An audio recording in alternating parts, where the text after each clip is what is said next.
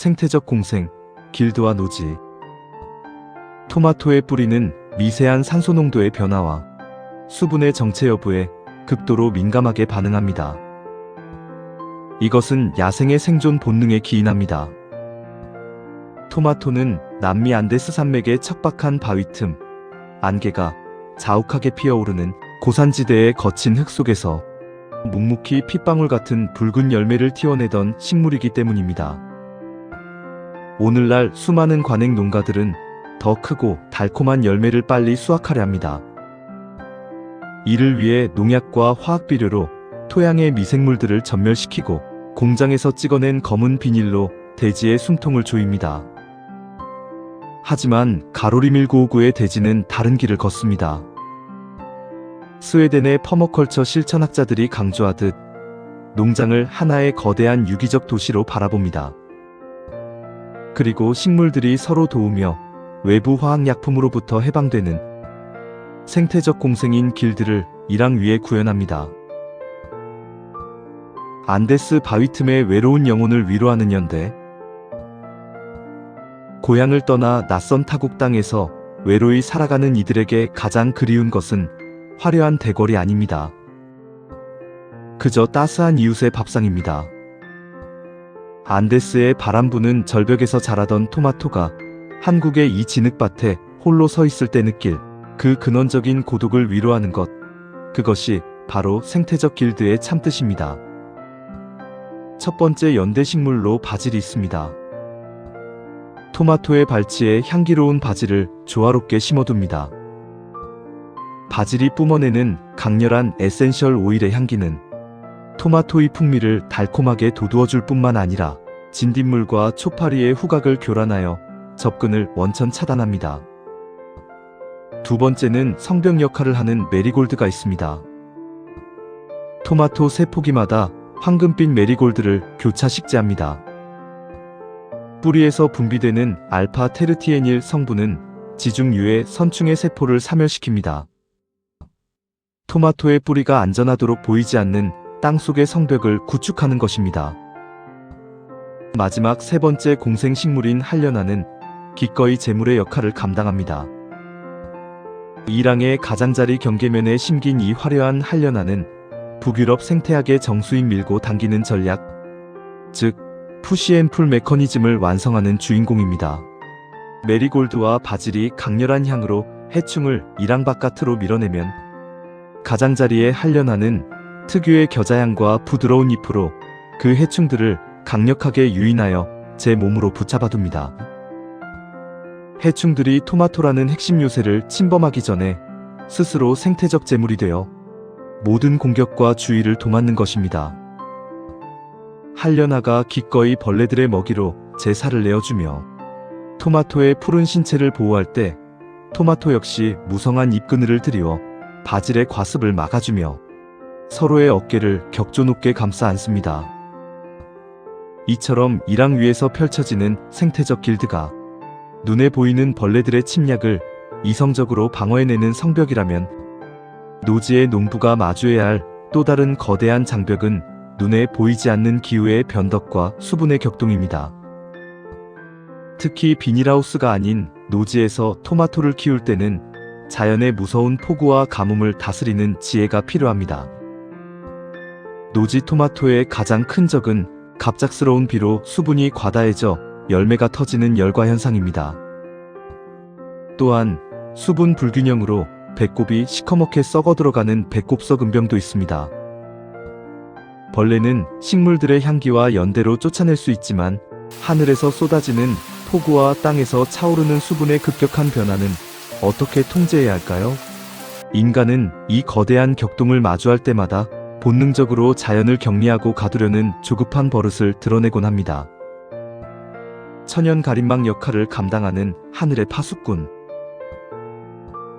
수많은 이들이 노지의 변덕을 막고자 플라스틱이나 비닐로 간이 가림막을 세우는 정성을 들입니다. 하지만 인간이 만든 인공의 막은 시간이 지나면 필연적으로 대지를 오염시키는 쓰레기가 될 뿐입니다. 하늘을 가로막는 그 검은 비닐 천막 아래서 식물은 보호받는 것이 아닙니다. 오히려 자연과의 교감으로부터 고립될 뿐입니다.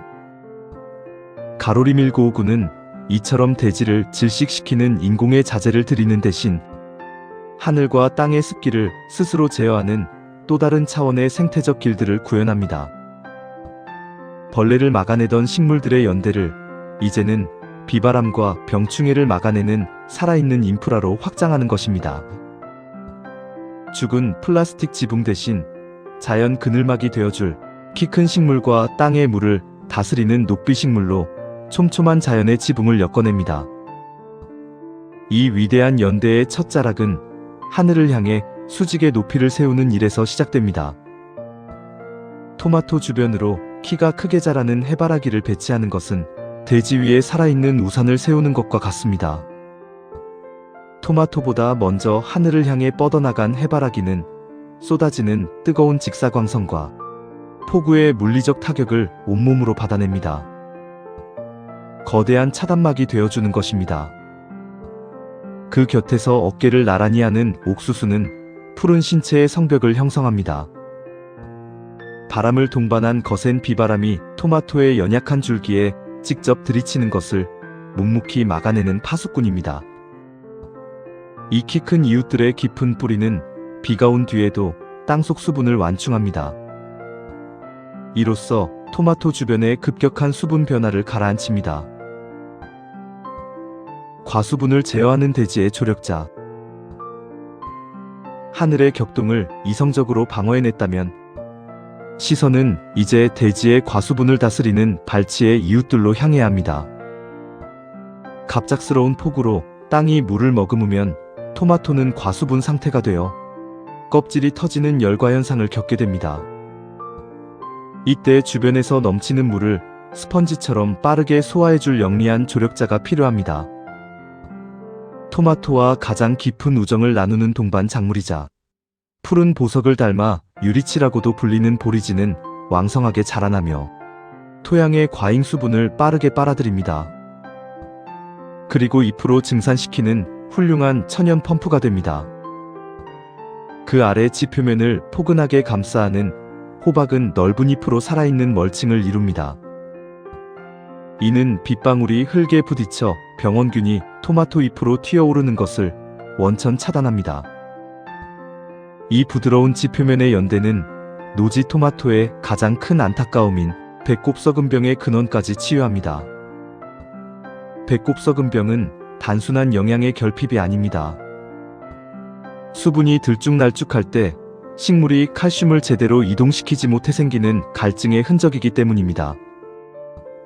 지면을 낮게 덮은 한련하는 비가 올 때는 과한 수분을 머금고 가물 때는 땅이 마르는 것을 막아줍니다.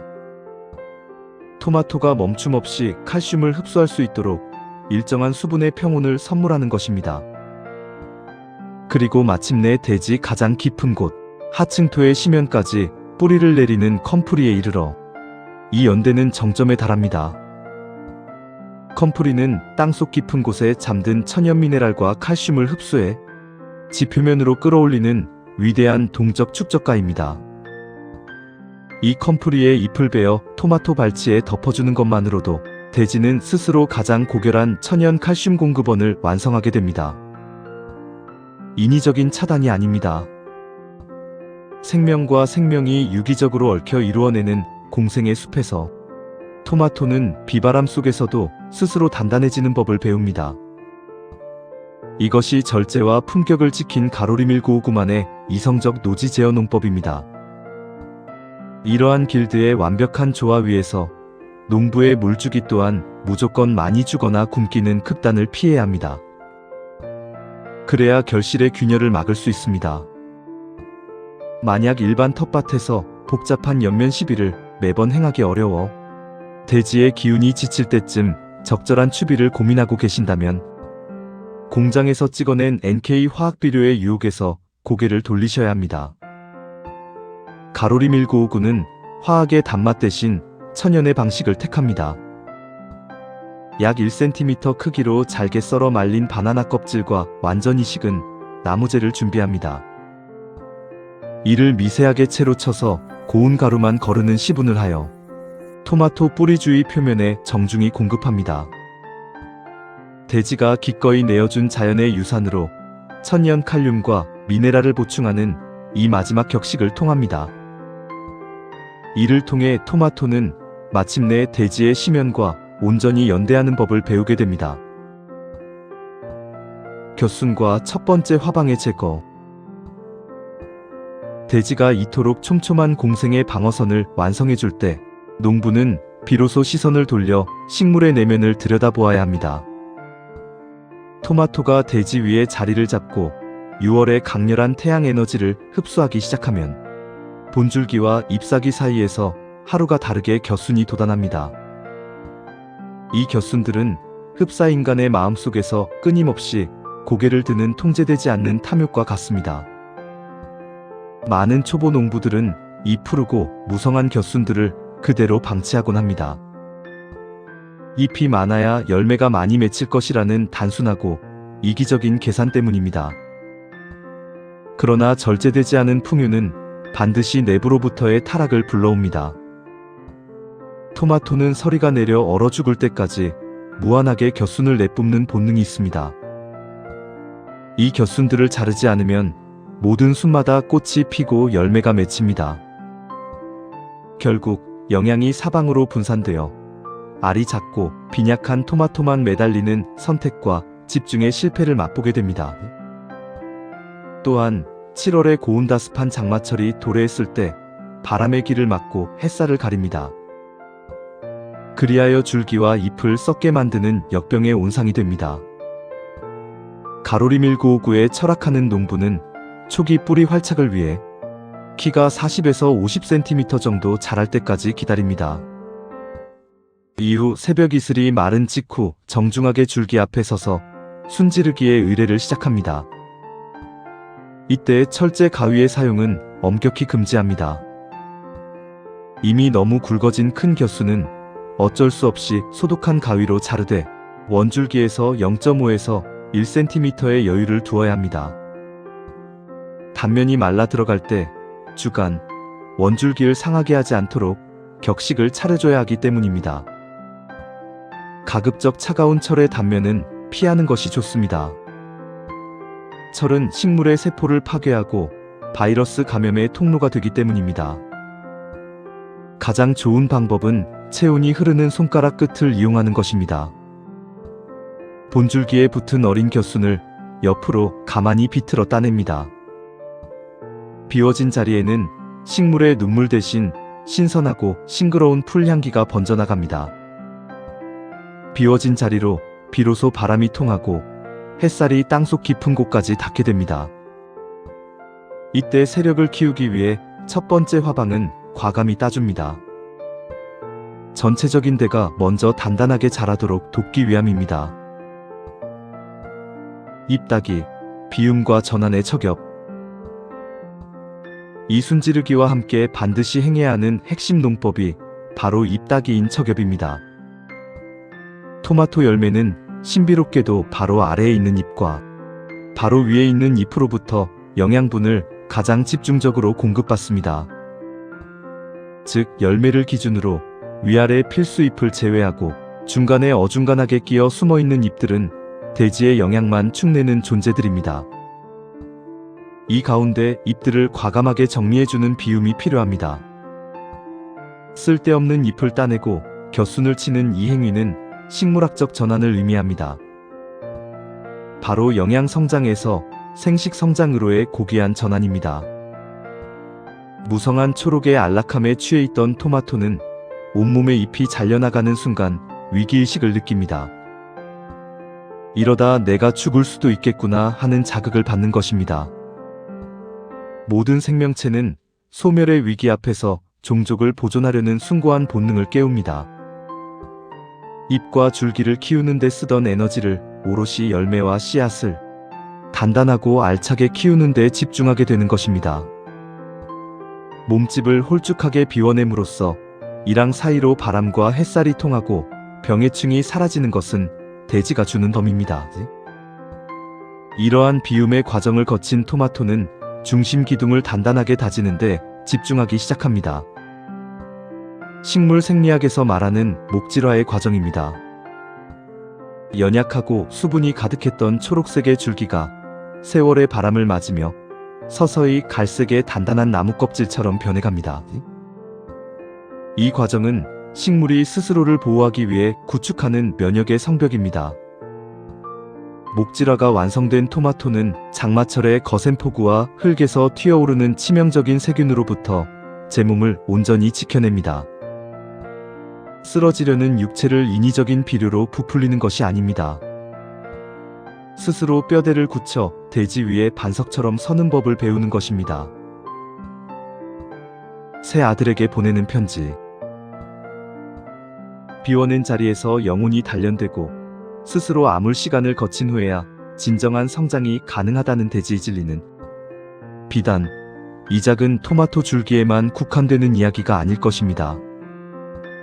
철학하는 농부는 홀로 이랑 사이에 앉아 겨순을 따냅니다. 그리고 단단하게 굳어가는 토마토의 목질화된 밑동을 바라봅니다. 문득 멀리 도시의 거친 소용돌이 속에서 저마다의 무게를 견디며 살아가고 있을 사랑하는 나의 새아들 세훈이와 세진이 그리고 세연이의 얼굴을 떠올립니다. 부록의 문턱 앞에서 인생의 가장 뜨겁고도 가혹한 여름날을 통과하고 있을 나의 새아들아, 너희의 삶도 때로는 이 토마토의 계절처럼 사방에서 격가지들이 돋아나고 감당할 수 없을 만큼 무성한 욕망과 책임의 무게가 너희를 짓누를 때가 있을 것이다. 세상은 너희에게 더 많은 가지를 뻗으라고, 더 무성한 초록의 외형을 자랑하라고 재촉할지 모른다. 그러나 기억하거라. 비워내지 않은 풍요는 결국 스스로를 질식시키는 법이다. 인생의 폭풍우와 가혹한 장마가 찾아왔을 때 우리를 버티게 해주는 것은 눈에 보이는 화려한 잎사귀의 개수가 아니다. 격가지를 과감히 쳐내고 홀로 단단하게 다져낸 영혼의 뼈대, 바로 목질화된 중심줄기란다. 세훈아, 세진아, 그리고 세연아, 실패의 쓴 잔을 마시거나 세상의 오해라는 상처를 입었을 때 조급하게 보약을 찾거나 타인의 위로에 매달리지 말거라. 상추줄기가 상처 입었을 때 스스로 백색의 진액을 흘려 겉껍질을 코팅하고 반나절을 묵묵히 기다리듯, 토마토가 제 살을 깎아내는 순지르기의 아픔을 견디며 중심을 굳혀가듯 너희의 영혼에도 스스로 아물 수 있는 고독의 시간을 허락해야 한다. 몸집이 훌쩍 비워진 결핍을 견디는 그 고요한 시간 속에서만 비로소 인간의 영혼은 단단해진단다. 그리고 하늘 윗분의 섭리를 담을 수 있는 격조 있는 그릇으로 거듭나는 법이다. 너희 세 형제가 세상이라는 거친 밭 위에 설 때 서로를 밀어내고 경쟁하는 독한 살충제의 삶을 살지 않기를 바란다. 키 큰 옥수수가 그늘이 되어주고 메리골드가 땅속의 벌레를 막아주듯 서로의 온기를 나누고 서로의 방패가 되어주는 아름다운 생명 공동체, 위대한 길드의 인생을 살아가기를 이 아비는 바라고 지켜보며 간절히 기도하고 있으마. 무한한 욕망에 제어, 적심. 이제 원줄기가 결실의 무게를 견디도록 줄기를 굳히고 생식 성장을 유도하며 키운 토마토가 지주대의 끝인 1.8m 지점에 도달하는 8월의 끝자락이 됩니다. 이때 농부는 마지막 결단을 내려야 합니다. 가만히 두면 하늘 높은 줄 모르고 계속 자라나려는 꼭대기의 생장점을 잘라내는 적심의 순간입니다. 더 높이 올라가려는 지상부의 무한한 욕망을 강제로 멈추는 이 적심을 통해 토마토는 위로 가던 모든 걸음을 멈춥니다. 그리고 가을의 초입에서 이미 매달려 있는 열매들을 향해 자신의 마지막 남은 모든 진액을 쏟아붓게 됩니다. 이 멈춤에 미학이 있어야만 합니다. 그래야 서리가 내리기 전 줄기에 매달린 마지막 한 알까지 붉고 완숙된 결실을 맺을 수 있는 것입니다.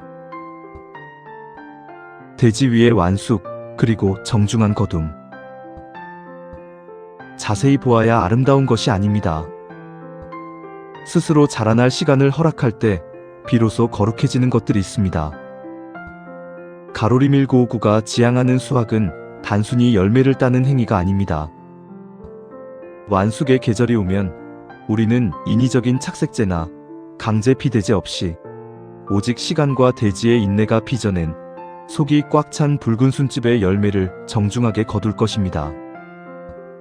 꼭지 부분을 상처내지 않도록 조심스럽게 돌렸다는 그 수확의 마지막 순간은 단순히 육신을 먹여 살리는 노동을 넘어 영혼을 정화하는 대지의 겸허한 예배 그 자체가 됩니다. 해가 저무는 서쪽 하늘이 토마토에 잘 익은 속살처럼 붉게 물들어갈 때 가로리 밀고오구에 철학하는 농부는 비로소 호미를 내려놓습니다. 그리고 대지와 작물이 나누는 은밀한 대화에 귀를 기울입니다. 인위적인 검은 비닐을 걷어내고 독한 화학의 처방을 지워버린 이랑에는 자연이 태고부터 간직해온 자생적 질서와 거룩한 생명의 에너지가 가득 차오릅니다. 하늘의 섭리와 대지의 인내, 그리고 인간의 절제가 만나 완성하는 하나의 영적 서사시입니다. 가로리 밀고오구의 토마토들, 이 아름답고 위대한 생명 공동체가 빚어낼 다음 계절의 서사가 궁금하시다면 구독과 좋아요로 대지의 영혼의 온기를 보태어 주십시오. 지금까지 대지의 품격을 지키고 자생의 과학을 실천하는 가로리 밀고오구에 철학하는 농부였습니다.